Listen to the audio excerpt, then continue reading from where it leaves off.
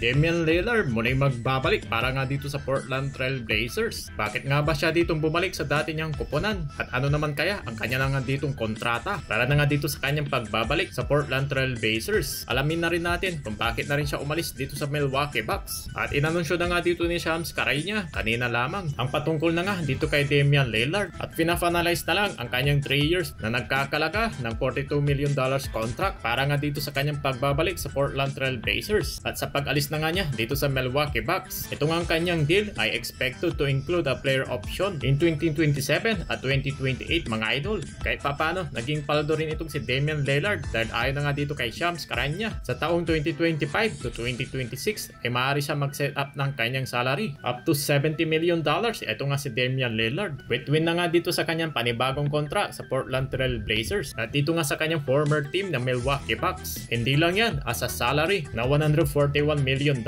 in over the next 2 years. Head nga sa kanyang opt-out in 2027. Ayon na nga dito kay Shams, ang Blazers official, ang gustong iparating na nga dito sa balitang ito ay mukhang wala nang makakapigil ang kanyang pagbabalik ni Dame Time sa kanyang former team na nga ng Portland Trail Blazers. At ayon pa nga dito sa balita, itong Blazers nagkaroon pa nga dito ng multiple meetings dito nga sa kanilang pagitan ng mga general manager at head coaches at ilang mga officials dito nga sa kanilang mga franchise para matuloy nga at ma-move forward itong kanilang panibagong deal. So basically na nga dito mga idol, itong si Damian Lillard sa ngayon ay gagamitin niya itong kanyang 2025 to 2026 season na magre-rehabilitate para sa kanyang natamo na torn Achilles tendon. Pero isa na nga rin dito sa pinakamalaking factor kung bakit na nga ditong tinanggap ni Damian Lillard ang kanyang panibagong kontrata. Sa dinami-dami ba naman dito ng mga rumors sa kanya na gusto sana siyang kunin ng Lakers, Warriors at iba pang mga teams dahil malapit lang daw ito sa kanyang mismong pamilya. Kumbaga na nga mga idol dito sa kanyang hometown. At nakakatawa nga ditong isipin mga idol, yung dating ipinalit na nga dito kay Drew Holiday para makuha nga itong si Damian Lillard papunta na nga sa Milwaukee Bucks. At ngayon makikita na nga natin na sila'y magkakampi na kasama na nga ito kanilang Chinese Jokic na sinasabi dito nga sa kanilang team na Portland Trail Blazers. Pero kung iniisip nyo kung tapos na ba sila dito sa kanilang mga gagawin ngayong off-season mga idol, dahil meron pa nga ditong lumabas na balita dahil sinusubukan nga rin nila ditong matarget itong si Giannis Antetokounmpo dahil nakaabang ang Portland Trail Blazers sa posibilidad na nga dito ng kanyang trade para na nga dito kay Giannis Antetokounmpo. Dahil sa mga nababalita na nga rin natin na itong si Giannis ay mukhang gusto na nga rin niya ditong umalis sa Milwaukee Bucks dahil hindi nga daw niya nagustuhan ang ginawa ditong move ng front office na nga dito ng Milwaukee, ang pagtanggal na nga kay Damian Lillard sa kanilang kuponan. Pero hindi na nga rin natin dito masisisi itong mga teams na to kung sino nga dito ang kanilang gusto makuha ng mga players para ma-improve na nga ang kanilang dito mga lineup. Anyways, paldong-paldo na nga itong si Damian Lillard at hindi na rin tayo dito magtataka kung bakit niya muling pinili itong kanyang kuponan na Portland Trail Blazers.